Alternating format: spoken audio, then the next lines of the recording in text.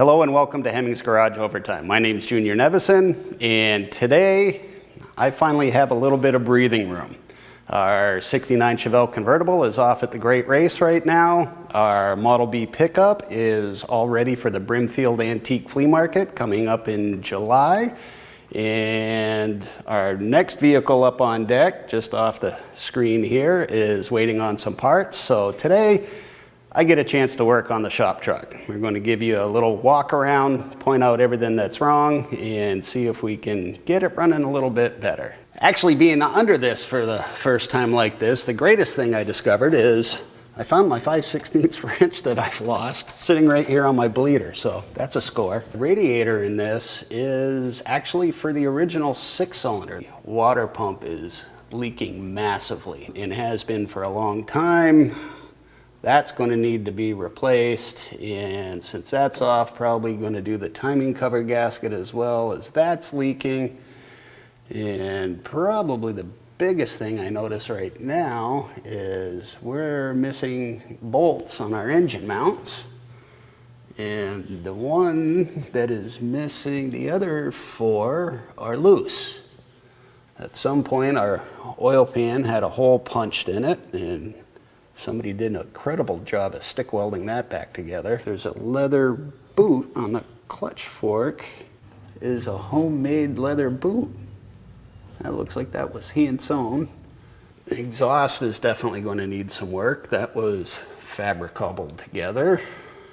The floor itself is in actually beautiful shape. I can't believe how rust-free this is. All of our spring bushings are wore right out. So we're sitting on hard metal there. We've got some very thick add-a-leafs that somebody had installed. Both of our shocks are completely blown out up front. I have already replaced all the brakes on this. The soft lines, the axle lines, everything in 4 corners has all been replaced.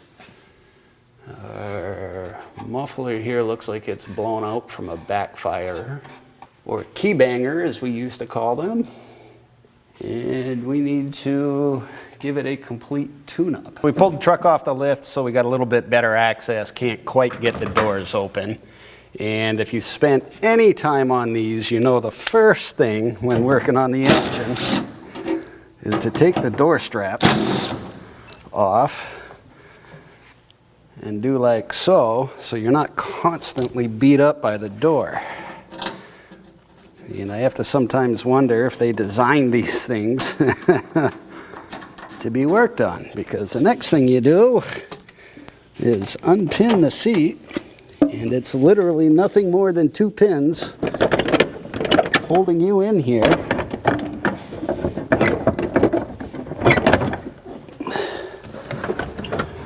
And that's it.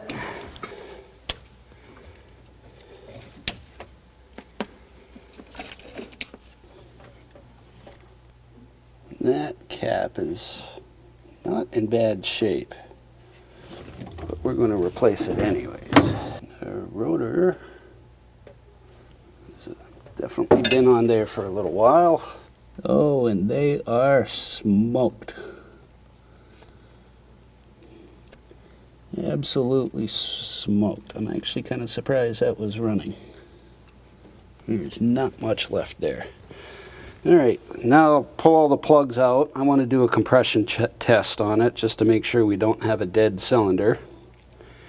Because if we do have a dead cylinder, that's kind of a game changer on this whole project. So I pulled the plugs out, and these are the 4 from one side. You can see they're extremely black.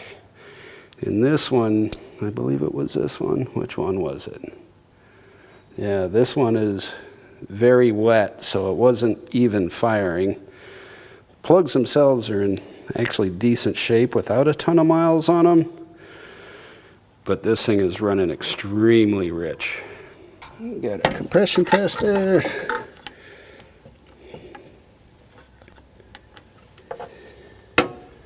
See if there we go.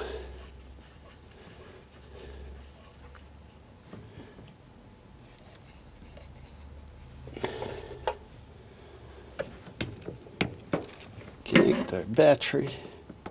No sparks. Make sure we have neutral. Throttle is wide open. And what do we have?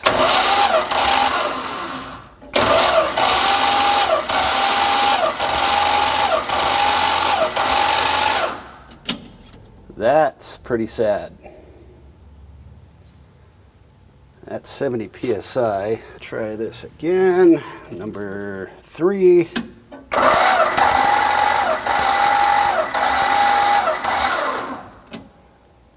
All right, 70 pounds again.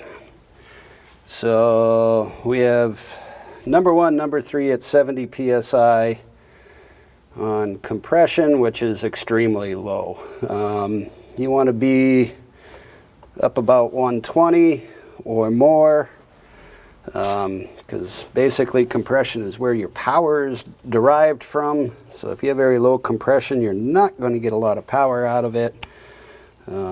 Doesn't mean it won't run, just won't be running at optimum efficiency. An engine will run if all the cylinders are very low, just not going to have a lot of power. And generally you want to have all of your cylinders within 10 to 15% of each other, which will keep it a nice smooth running engine. And it's where ours is so low, this isn't looking good.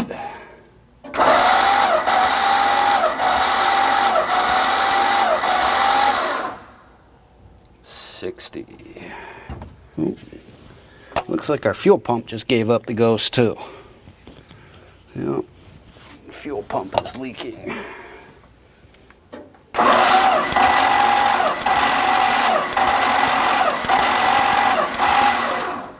Yep, our fuel pump is done.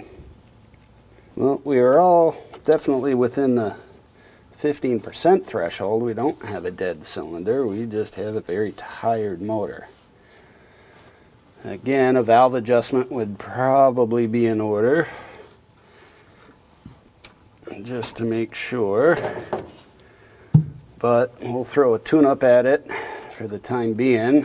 See if we can at least get it to run so it's not skipping. Well, just got back from lunch. I'm going to fold myself up in here with a full belly and change the points.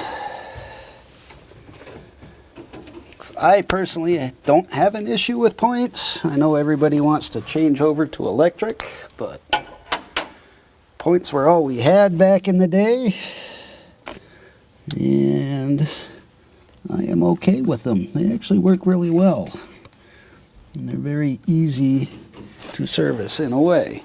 So what I'm trying to do right there is, you can see there's 8 lobes around here on the, I guess you'd technically call it a cam. But what you want to do is get your points rubbing block right on the highest point, and that is where you set your gap or the dwell. So I have it right there. You can see that's open, and now I'll take the points out. It's best to just leave the screw in there and take it out all as one unit, as opposed to trying to pull the screw out. You can see how that is slotted, and that allows you to adjust your point gap as the rubbing block goes up against the cam. Back in the old days, we used to keep this points grease handy, but now it just comes in a little capsule that you put on there. You want to put it on the back side of your rubbing block, so as the distributor comes around, it'll pick some of that up and keep it lubricated. And now take my little screw, set it in there. And if this fuel pump was leaking out of the housing, chances are pretty good that it was pumping oil or fuel into the oil as well.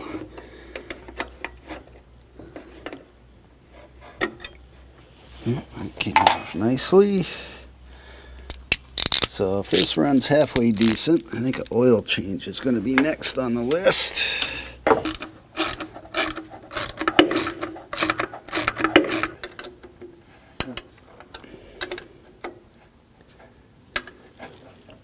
All right, so all we managed to get done today was points and plugs. Let's see if it's any better than how it was. It's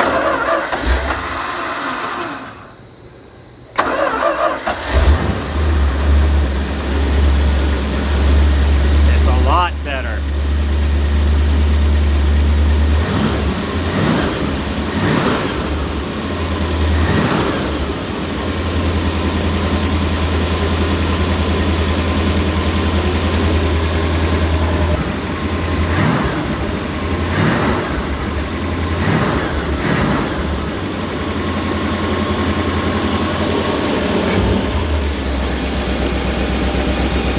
All right, well, we got a half-ass tune-up done today. It actually runs a lot better. I'm actually having a little hope now, even though the motor's old and tired. I think it's actually going to come around. It actually might build some more compression once we get it up in heat cycling and on the road.